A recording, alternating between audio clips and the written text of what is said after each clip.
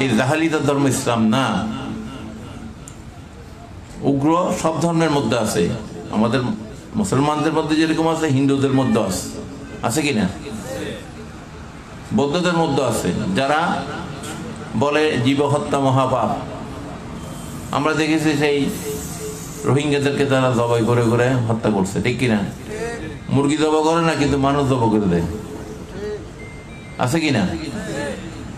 তাহলে সব ধর্মের মধ্যে উগ্র লোকগুলো আছে, খারাপ লোক আছে, ভালো লোক আছে, খারাপ লোকও আছে। এই পৃথিবীকে যদি আমরা শান্তিতে রাখতে হয়, সব ধর্মের মানুষ যারা ভালো মানুষ আছে তাদেরকে সবাইকে নিয়ে আমরা খারাপ লোকগুলা কিন্তু সংখ্যালঘু কম। এখনো পৃথিবীতে ভালো মানুষের সংখ্যা বেশি, আলহামদুলিল্লাহ বলেন।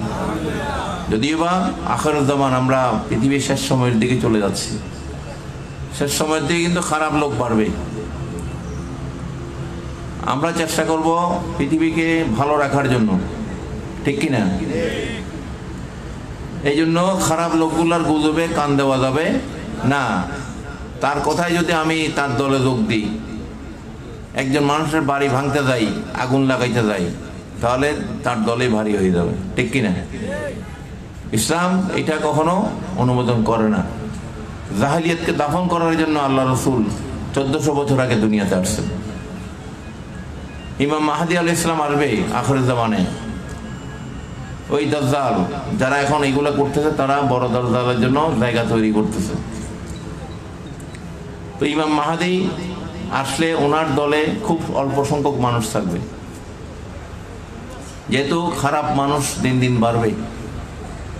এখন খারাপ লোকগুলা সংখ্যালঘু, তখন খারাপ আমরা ভালো, যারা ভালো লোক থাকবে, যারা আল্লাহকে ভয় করে, আল্লাহ রসুলকে ভয় করে, যারা শান্তি সম্প্রীতির পক্ষে, তারা হয়ে যাবে সংখ্যালঘু। এই অল্প স্বল্প লোক ইমাম মাহদী আলাইহিস সালামের দলে জয়েন করবে। পৃথিবীর ধরেন 5%ও না, এই 800, 1000 বা 2000 কোটি মানুষের ভিতরে দেখা যাবে যে 20-40 কোটি মানুষ ইমাম মাহদীকে চিনবে, ওনার দলেই থাকবে।